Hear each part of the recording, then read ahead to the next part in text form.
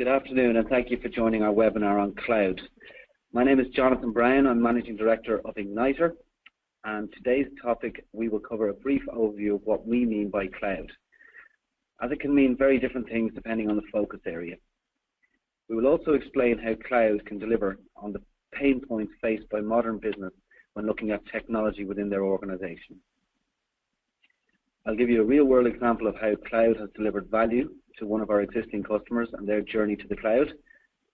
And we will then have a quick demonstration of the look and feel of SAP Business One running on our cloud platform in our secure data center facility. Finally, we will open up the seminar to some questions and answers, should there be any, and I hope you find the session informative. If anyone has any follow-up queries or questions, feel free to reach out to me through Milner Brown, and I'll happily facilitate an offline session.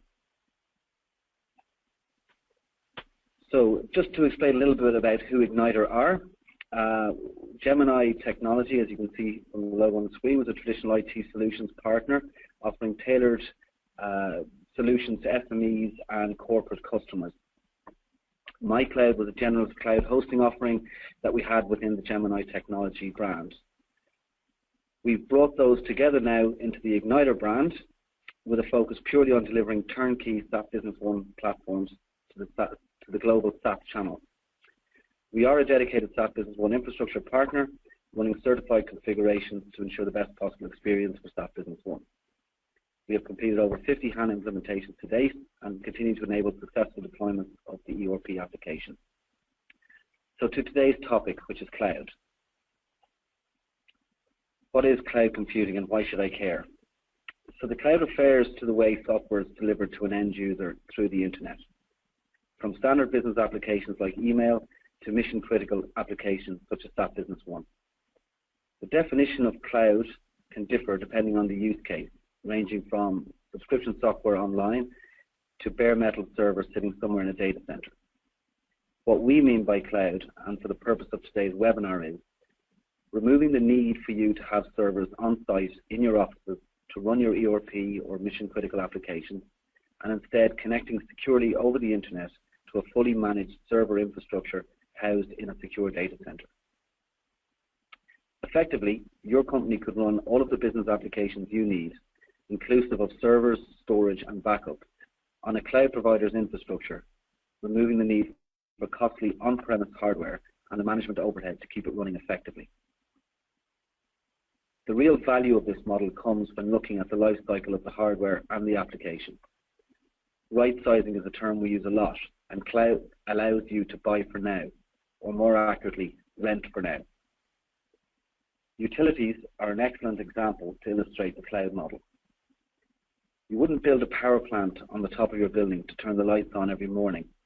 So why should you build an infrastructure to underpin, say, your SAP implementation when you can simply plug into the Igniter cloud over secure internet connection and access the resources you need, whilst also leveraging our investment in enterprise class technology. This also removes the traditional headaches of managing servers on premise and effectively outsources the procurement and management of your IT platform. This example also helps us focus in on the main subject matter of today's webinar, which is what we call infrastructure as a service, and in particular, what does that mean for my business? So when we talk about infrastructure as a service, we look at three different offerings around public, private and hybrid cloud. We mean instead of the traditional procurement model, you would effectively rent server resource in a data center, which you would then access remotely from your offices or really from anywhere. As I said, the three flavors that we have outlined here today is the public cloud, the private cloud and the hybrid cloud. And essentially those terms are somewhat self-explanatory. The public cloud is a multi-tenant solution where you would be sharing physical resources with other users of that service. The private cloud, built specifically and reserved only for your use, isolates your server environment in the cloud and allows you to securely access it. Hybrid cloud can be a blend of the two above, public and private, but also maybe incorporating some services run from an on-premise application or infrastructure. So what does this mean for me? Having the entire management of both the platform and the application in the hands of experienced technical staff allows you and your team to focus on core business activities and delivering value back to your organization and your customers. Essentially, with cloud, we aim to deliver a consumer-only model for your critical business applications.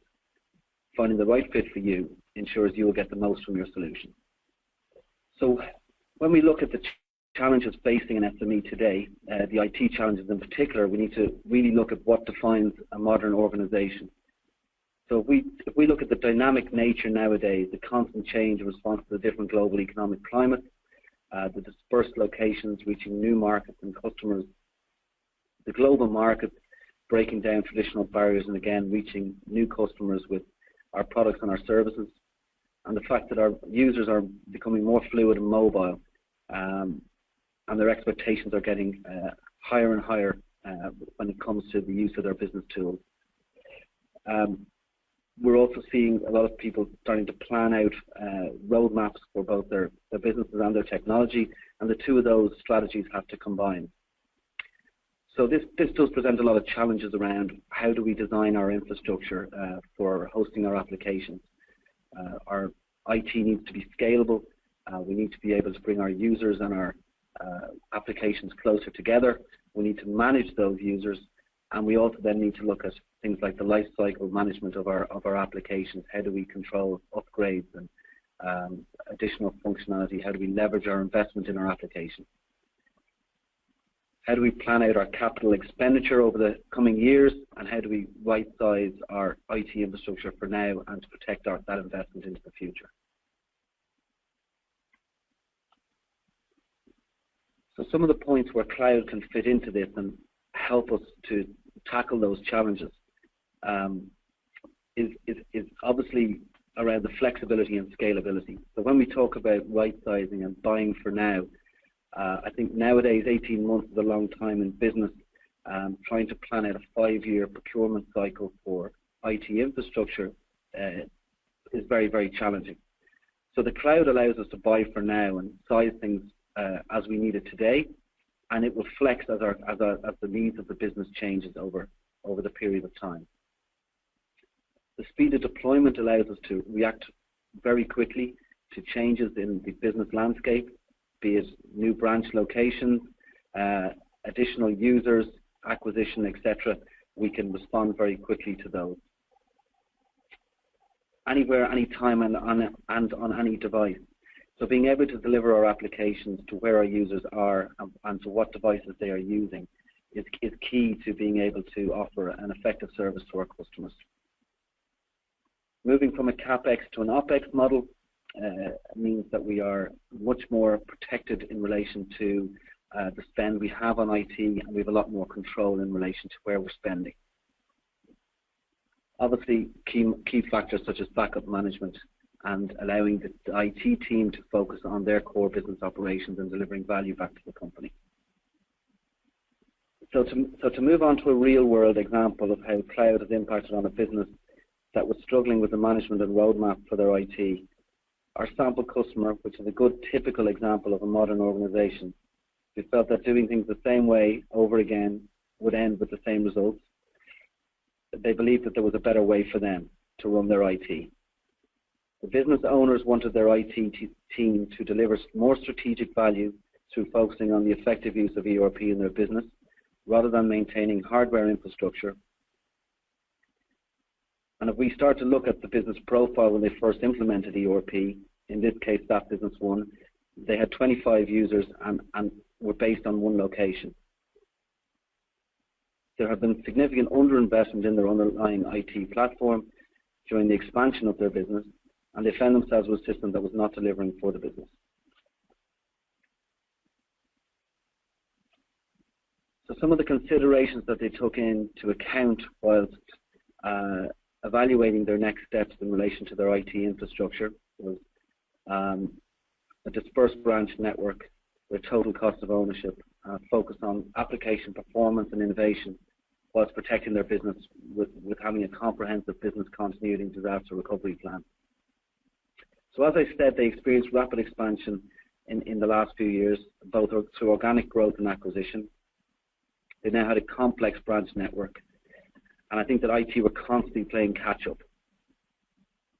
On occasions, it seems when designing your IT, you might need a crystal ball to see what the business needs will be in 2, 3, or even 5 years down the line.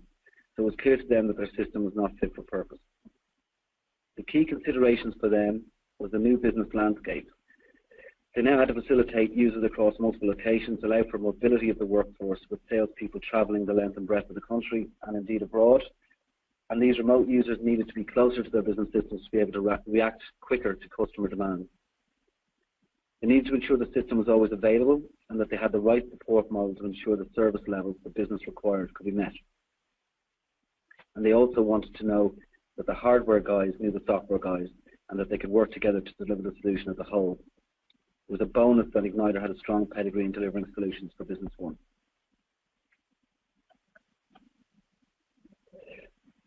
So having adopted the cloud as a strategy for their IT and specifically for SAP Business One, where are they now?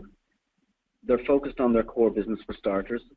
They now do not have to worry about servers getting the right kind, shape or size. They declare monthly model of per user per month billing, allows the IT team to flex the system and react to the business demands quickly and efficiently. They can test new innovations outside of the live environment and ensure that changes or upgrades do not impact on the production systems of the business. The reliability of the system means that now they are not reacting constantly to support issues, but instead are being proactive, delivering IT projects within the timeframes they have committed to. Although they moved with SQL to the cloud, as was their current system, they had one eye on the future and within 12 months migrated to HANA seamlessly, all on the cloud platform and without wasting CapEx budget on now redundant systems. Essentially, they've ticked all the boxes as set out in their original roadmap. So now I'd just like to move on to a quick demonstration of SAP Business One on the cloud, and I'll just illustrate the login process. So we have an icon here on my desktop. We launch that, and effectively that's connecting to a session that's running in our secure data center. So as normal, it challenged me for a password. And I enter the password, and up comes a standard desktop. So everything that's happening here on the screen is essentially running down in the data center, and it's only the screen grabs that are coming up and down the secure connection over the internet. Our SAP Business One client here, and when I open that, and again, it challenged me here. So you can see a demo database that I have loaded here. So I put my username in and my password. That essentially launches the application. So we can see the toolbar coming up across the top, and shortly the widgets will present themselves on the desktop.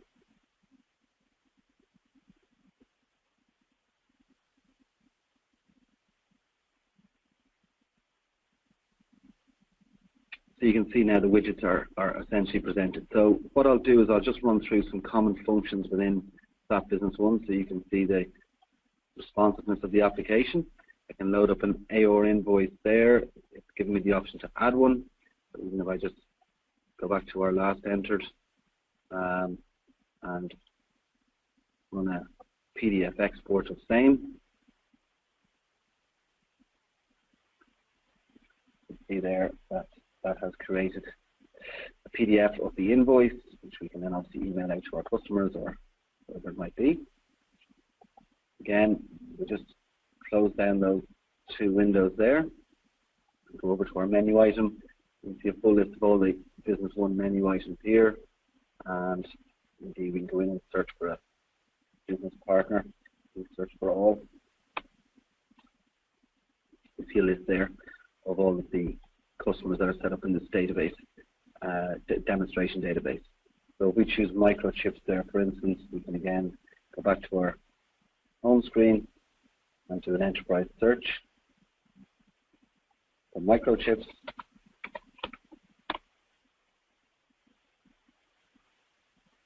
And we can see it there searching for every instance where microchips are mentioned in all of the different documents.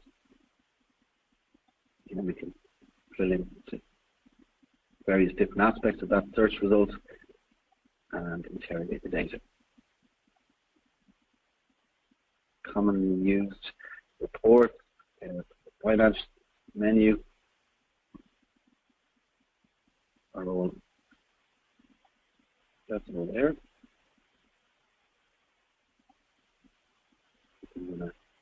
Balance sheet, for instance.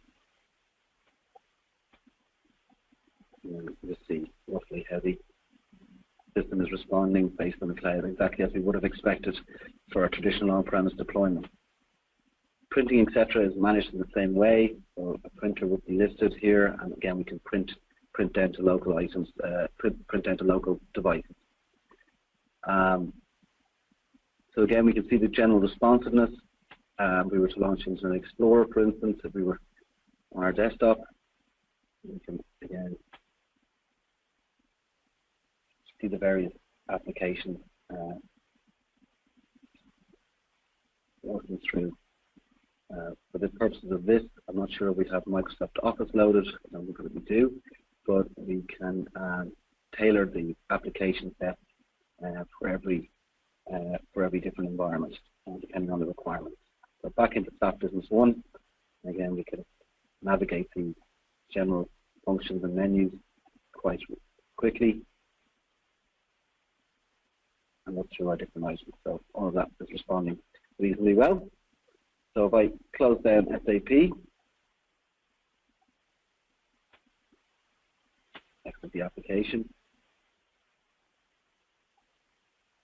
and then simply log out cloud session, that essentially has secured the session and closed that session off. Going back to the presentation, I'd like to now open up the webinar to some questions and answers. If there are any, I'd be happy to do my best to answer them.